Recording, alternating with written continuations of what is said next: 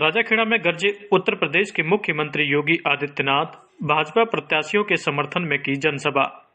प्रदेश में 25 नवंबर को होने जा रहे विधानसभा चुनाव प्रचार के आखिरी दिन गुरुवार को उत्तर प्रदेश के मुख्यमंत्री योगी आदित्यनाथ ने भाजपा प्रत्याशियों के समर्थन में जनसभा की। जनसभा का आयोजन राजाखेड़ा विधानसभा के मनिया के फूलपुर रोड स्थित स्टेडियम में किया गया। इस दौरान बड़ी संख्या में लोगों का हुजूम उमड़ पड़ा। वहीं लोगों को संबोधित करते हुए उत्तर प्रदेश के मुख्यमंत्री योगी आदित्यनाथ ने कहा कि आतंकी देश के अंदर घुसते थे, आतंकी बड़ी बड़ी घटनाओं को अंजाम देते थे। प्रधानमंत्री मोदी जी के नेतृत्व में हमने इस बात को देखा है, ये नया भारत आतंकी घुसपैठ नहीं, कोई दुश्मन अगर भारत के अंदर छेड़ने का प्रयास करता है तो ये नया भारत है। छेड़ता नहीं, लेकिन कोई छेड़ता है तो फिर उसको छोड़ता भी नहीं है।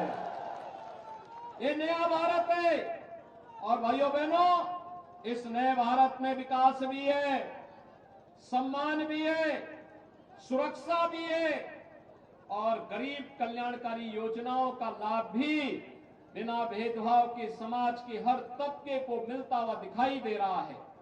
आज हम इस बात का एहसास कर सकते हैं। हाईवे बन रहे हैं, रेलवे की नई नई लाइनें, नई नई ट्रेन आ रही है। Vande Bharat train world class train के रूप में आज जानी जा रही है। भाइयों बहनों, यही नहीं, एयरपोर्ट बन रहे हैं। प्रधानमंत्री मोदी जी ने कहा, जिस तरीके से प्रधानमंत्री मोदी जी ने कहा कि हवाई चप्पल पहनने वाला भी अब हवाई जहाज की यात्रा कर सकता है, आज वह सार्थक हुआ है, सफल होता हुआ दिखाई दिया है। भाइयों बहनों, विकास की बड़ी बड़ी योजनाएं, कहीं एम्स, कहीं पर आईआईटी, कहीं आईआईएम, कहीं पे one district one medical college, हर घर नल की योजना हो या गांव की कनेक्टिविटी को बेहतर करने का कार्य, पिछले 9 वर्षों में हमने देखा है। विकास भी हो रहा है और गरीबों के कल्याण के लिए भी योजनाएं बन रही हैं। 12 करोड़ गरीबों के शौचालय बन जाना, 4 करोड़ गरीबों के लिए आवास बन जाना, 4 करोड़ गरीबों के घर में बिजली के निःशुल्क कनेक्शन उपलब्ध हो जाना। भाइयों बहनों, 7 करोड़ गरीबों को हर घर नल की योजना के साथ जुड़ जाना, 10 करोड़ गरीबों के घर में उज्ज्वला योजना के रसोई गैस के सिलेंडर हो जाना, 12 करोड़ किसानों को प्रधानमंत्री किसान सम्मान निधि में प्रतिवर्ष 6,000 रुपए उनके खाते में आ जाना। ये नए भारत की तस्वीर है, जहां पे योजनाओं का लाभ चेहरा देख करके नहीं, जाति मत और मजहब देख करके नहीं, बल्कि योजनाओं का लाभ गांव के लिए है, गरीब के लिए है, किसान के लिए है, नौजवान के लिए है, महिलाओं के लिए है, समाज के हर तबके के लिए है। विकास सबका, लेकिन तुष्टीकरण किसी का नहीं। और मोदी जी ने इसके लिए नारा दिया, सबका साथ सबका। लेकिन कांग्रेस नारा क्या देती थी?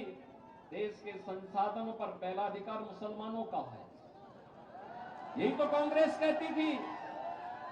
और कांग्रेस ने यही किया, देश को समस्याएं दी, आतंकवाद की समस्या दी। मोदी जी ने धारा 370 समाप्त करके आतंकवाद की समस्या का समाधान किया। कांग्रेस ने नक्सलवाद दिया, मोदी जी ने गरीब कल्याणकारी योजनाओं से उसका समाधान दिया। कांग्रेस ने अलगाववाद दिया, मोदी जी ने कनेक्टिविटी के माध्यम से उसका समाधान दिया। भाइयों बहनों, कांग्रेस देश की समस्या है और भारतीय जनता पार्टी उसका समाधान है। हम सबको समाधान के मार्ग पर आगे बढ़ना है और समाधान कांग्रेस चाहती तो आजादी के तत्काल बाद अयोध्या में राम जन्मभूमि की समस्या का समाधान कर सकती थी, लेकिन नहीं, वो तो कहती थी राम और कृष्ण हुए ही नहीं। आप थोड़ा सोचिए, सनातन धर्मावलंबियों को इससे बड़ी गाली और क्या हो सकती है? हमारे यहाँ संबोधन राम राम का होता है। घर में कोई मांगलिक कार्यक्रम होता है तो अखंड रामायण का पाठ होता है। अंतिम यात्रा भी राम नाम कह करके ही निकलती है। भाइयों बहनों, राम को गाली दी जाती है, कृष्ण को गाली दी जाती है। ये कांग्रेस के लोग देश के इतिहास को इसी तरीके से कलंकित करते रहे हैं। लेकिन जैसे आपने देखा होगा, आज केंद्र में यानी प्रधानमंत्री मोदी जी का नेतृत्व मिला, उत्तर प्रदेश में डबल इंजन की भाजपा की सरकार आई, 500 वर्षों की समस्या का समाधान हो गया। आज तो अयोध्या में राम मंदिर का निर्माण हो रहा है ना, कोई संदेह है क्या? कोई संदेह? अयोध्या में राम मंदिर के निर्माण के लिए अब 22 जनवरी 2024 की तिथि भी तय हो गई है। 500 वर्षों के बाद रामलला अपने मंदिर में विराजमान होने वाले हैं। आप में से इस धौलपुर जनपद से, राजा खेड़ा से कितने लोग हैं जो अयोध्या आने के इच्छुक हैं? यानी सभी राम हैं।